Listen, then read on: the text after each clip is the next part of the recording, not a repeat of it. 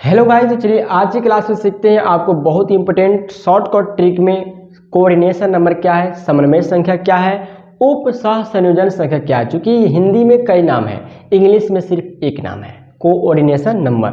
हिंदी में कहीं समन्वय संख्या होता है, कहीं आपको उप सह संयोजन संख्या भी होता है। तो ध्यान देंगे कोऑर्डिनेशन नंबर क्या है, उप सह संयोजन संख्या क्या है। वीडियो स्टार्ट करने से पहले अगर चैनल पर नया है तो चैनल को सब्सक्राइब का बेल आइकन प्रेस करके अपने दोस्त में, फ्रेंड्स में वीडियो का लिंक जरूर शेयर कर दीजिएगा। चलिए देखते हैं कोऑर्डिनेशन नंबर क्या है। ध्यान देंगे हमने पढ़ा था कि कोई भी क्रिस्टल होता है, कोई भी सॉलिड होता है, वह परमाणु अणु आयनों से मिलकर बना होता है। एटम्स, मॉलिक्यूल्स और आयन से उसका फॉर्मेशन होता है। तो यहाँ पे कह रहा है कि अगर आप परमाणुओं को एक गोले के रूप में मान लीजिए कि एक एटम एक गोला है, एक स्फीयर है, तो कह रहा है यदि परमाणुओं को एक गोले के रूप में प्रदर्शित कर दिया जाए तो किसी खास गोले के, है ना, किसी खास गोले के चारों तरफ, किसी खास गोले के नेबरिंग जो एटम होंगे उनको हम क्या बोलते हैं, समन्वय संख्या बोलते हैं। क्या बोलते हैं? समन्वय संख्या। देख दीजिए ध्यान से कि यदि परमाणुओं को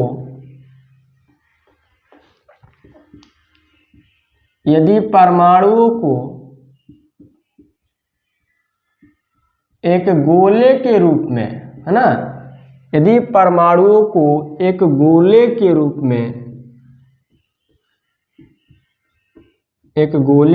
में प्रदर्शित किया जाए तो किसी विशेष गोले के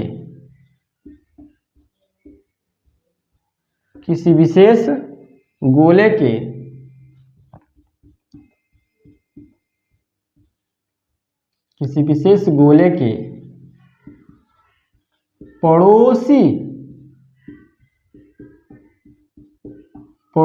गोलों की संख्या को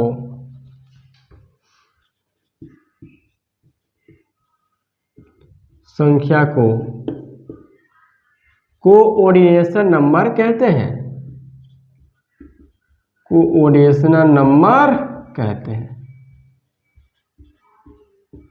ठीक है, यानी यहां पर कहने मतलब कि जितने भी आपको एटम्स है उसको हमने एक गोला मान लिया, स्फीयर मान लिया, तो किसी खास गोले के चारों तरफ जो आपको एटम होते हैं, जो कण होते हैं, जो पार्टिकल्स होते हैं, जो परमाणु होते हैं, उनकी संख्या को क्या बोलते हैं, कोऑर्डिनेशन नंबर। ध्यान दीजिए कैसे, ध्यान दीजिए एग्जाम्पल ध्यान से समझिए।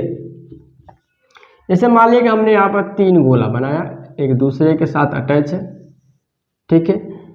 अब कोई पूछा कि इस एटम का आप कोऑर्डिनेशन नंबर बताइए, इस एटम का, बीच वाले एटम का कोऑर्डिनेशन नंबर बताइए। तो कह रहा है कि कोऑर्डिनेशन नंबर मतलब कि एक स्पेशल गोला हम पूछ रहे हैं, इस स्पेशल गोले के अराउंड में कितने पड़ोसी एटम है, तो 2 है, एक यहाँ पर एक यहाँ पर, 2 है, तो कोऑर्डिनेशन नंबर 2। पड़ोसी कणों की संख्या 2, तो कोऑर्डिनेशन नंबर 2। ठीक है, ध्यान दीजिए। जैसे मान लीजिए कि हमने एक ऐसा शेप बनाया ट्रायंगुलर, यहाँ पर एक एटम, यहाँ पर एक एटम, यहाँ पर एक एटम, और ट्यों ट्यों ट्यों यहाँ पर एक एटम। अगर कोई कहता है कि इस एटम का कोऑर्डिनेशन नंबर बताइए, तो क्या कहेंगे, स्पेशल गोले के अराउंड में 3 गोले हैं, 3 एटम है, तो कोऑर्डिनेशन नंबर कितना हो जाएगा, 3 हो जाएगा।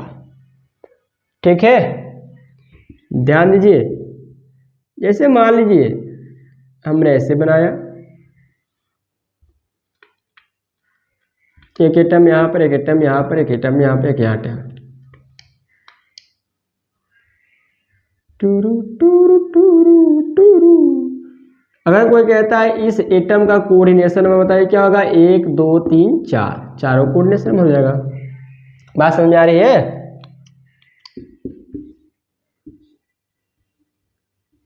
आओ देखिए, ये हो गया आपको अष्टफल किया, 1 2 3 4 5। ठीक है। अगर कोई कह रहा है इस एटम का कोऑर्डिनेशन नंबर बताइए तो क्या कहेंगे? 6, ये नहीं कहेंगे। तो किसी खास गोले के चारों तरफ किसी खास गोले के पड़ोसी कणों की संख्या को क्या बोलते हैं? कोऑर्डिनेशन नंबर बोलते हैं, समन्वय संख्या बोलते हैं, उप सहसंयोजन संख्या बोलते हैं। ठीक है, तो ये आपको वन डायमेंशन है, या आपको ट्रायंगुलर प्लेनर है, या आपको स्क्वायर पिरामिडल है, चाहे वो कह सकते हैं स्क्वायर, इसके भी आप स्क्वायर भी कह सकते हैं इसको। ठीक है, ऐसे में तो स्क्वायर भी इसको आप बोल सकते हैं। ये आपको ऑक्टाहेड्रल है। ठीक है, तो ये आपको स्क्वायर प्लेनर है, या आपको ऑक्टाहेड्रल है, या आपको ट्रायंगुलर प्लेनर है। ठीक है, तो इसका कोऑर्डिनेशन नंबर 6 हो गया, इसका 4 हो गया, इसका 3 हो गया, इसका 2 हो गया। तो इस तरह आप समझ सकते हैं क्या कोऑर्डिनेशन नंबर संख्या। आप समझिए, चूंकि ये सॉलिड स्टेट का कोऑर्डिनेशन नंबर है, एक कोऑर्डिनेशन नंबर होता है आपको कौन से बोलते हैं, एक बड़े से चैप्टर का नाम क्या है? कोऑर्डिनेशन। कंपाउंड चैप्टर में भी कोऑर्डिनेशन नंबर होता है, तो वहां पर उसका ट्रिक वहीं दूसरे यहाँ होता है। ठीक है, समझिए, नोट में डाल दीजिएगा, अगर कोई आयन्स हो, कोई आयनिक कंपाउंड हो, ठीक है, किसी आयनिक कंपाउंड में, इन आयनिक कंपाउंड,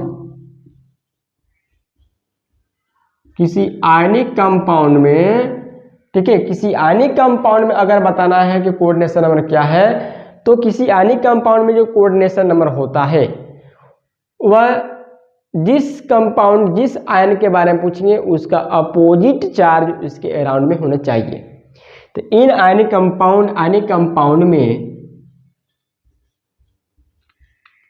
किसी विशेष आयन के चारों ओर विपरीत आयनों की संख्या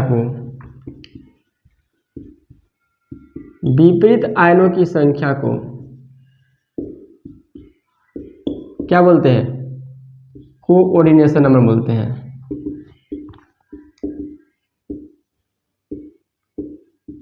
कोऑर्डिनेशन नंबर कहते हैं।